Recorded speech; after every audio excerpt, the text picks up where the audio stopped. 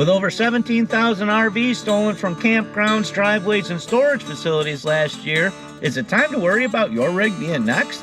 Well, stay tuned. Today we're talking about 10 simple, easy things you guys can do to prevent it from happening in the first place. And best part is they're all under 50 bucks, so you don't have to sell a kidney. Welcome back to the Camping Loop.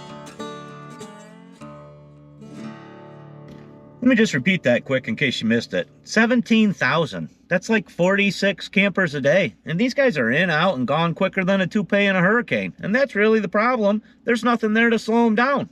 So that's what this video is really about. How can we make it harder for a thief to steal your rig in the first place? After all, at the end of the day, if these guys really want it, they're going to take it.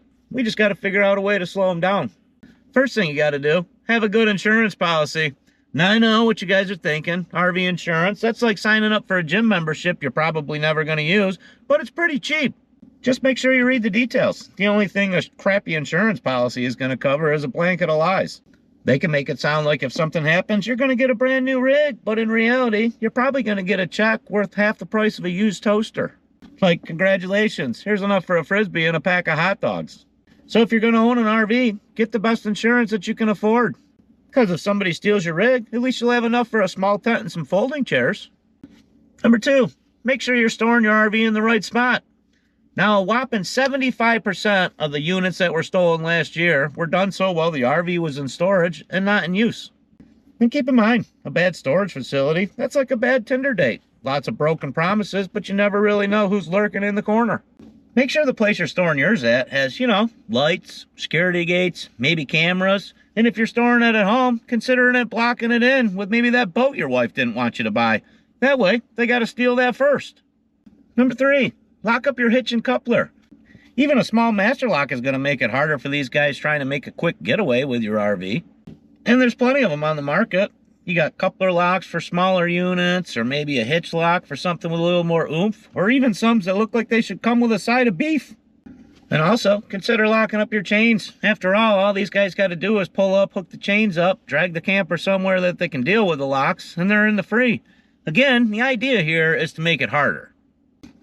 Number 4, something more you can do in an emergency situation, like if you're broken on the side of the road or you need to run and get a tire or something like that. Pull your breakaway switch. If it's working properly, once you pull the switch, it should lock up the brakes on the camper. And again, I wouldn't leave it like that for a long time. There's voltage and science and magnets and all sorts of stuff to consider. But in an emergency situation, like if you have to leave your rig on the side of the road quickly, it'll work perfect. Number 5, disconnect your battery or install a hidden kill switch. Now listen, obviously if your unit is parked away in the storage for the winter time or parked somewhere for a long period of time, you should definitely disconnect your battery and keep it out of the cold, keep it hooked up to a trickle charger or charged some way or another. But what about during the season? Well, it'd be a good idea to install some sort of kill switch or battery disconnect if your unit didn't come with one. I know what you're thinking. What am I, a mechanic? Well, these are super simple, easy to install. It's going to make your battery last a lot longer. And there's about 1.5 million videos out there on YouTube land to show you how to do it. Number 6, get a GPS tracker. Now you need one of these things for your RV, like the same way you need one for your teenage son who tells you they're going on a Taco Bell run at 1 a.m. And these trackers are amazing. They have alerts and you're going to get a notification on your phone anytime your rig's on the move. So now every time you get a text, you can have a little mini heart attack and wonder if your camper got stolen, or maybe your wife's finally had enough and she's on the run. You can even set it up to notify the police. That way if it does get stolen, you can sit back, relax, and watch it on the next episode of Cops. And you can pick up a decent tracker for, 20 or 30 bucks, so go out and grab one. At least that way when somebody steals your house, you can let them know you're watching. Number 7, lock your doors. Now we're not just talking about your rig itself being stolen, but what about all your gear at the campground? Somebody else might be eyeing that e-bike of yours while you're out there on a beer run or grabbing ice. You should definitely lock up everything that might be tempting to take. Cornhole boards, nice camping chairs, maybe you got a decent grill. Even your firewood that some places think it's okay to charge $12 or $13 a bundle for.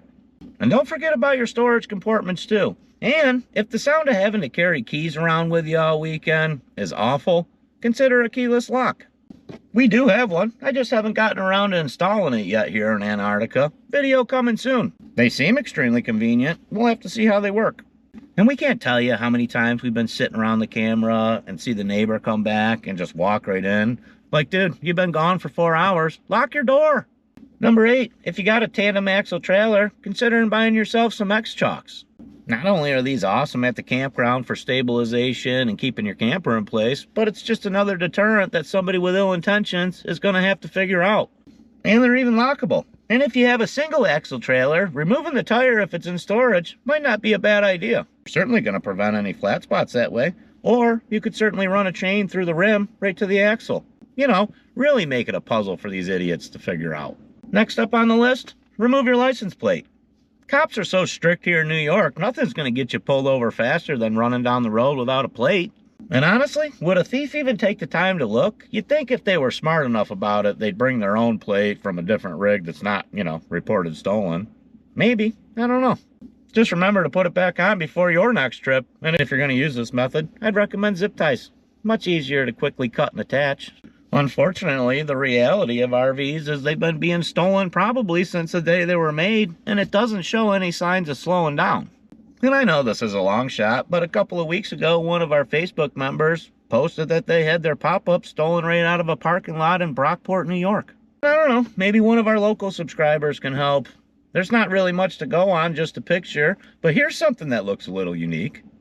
Looks like it's got the old 2x4 blues, you know. Need a little extra support in the corner.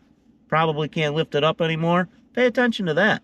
And even the awning looks a little unique on this rig. I can tell you it's a Coleman Clipper. I don't know, 8-foot box, not sure on the year, maybe early 2000, something like that. Let me know down in the comments. Let's spread the word a little bit and see if we can bring this rig home. And listen, if you've enjoyed this video at all and you want to see more, go ahead and hit that button for me. It's not going to hurt you. It's free. It's fine. And it really helps a small channel like ours out. As always, we appreciate you guys watching. We'll catch you in the next one.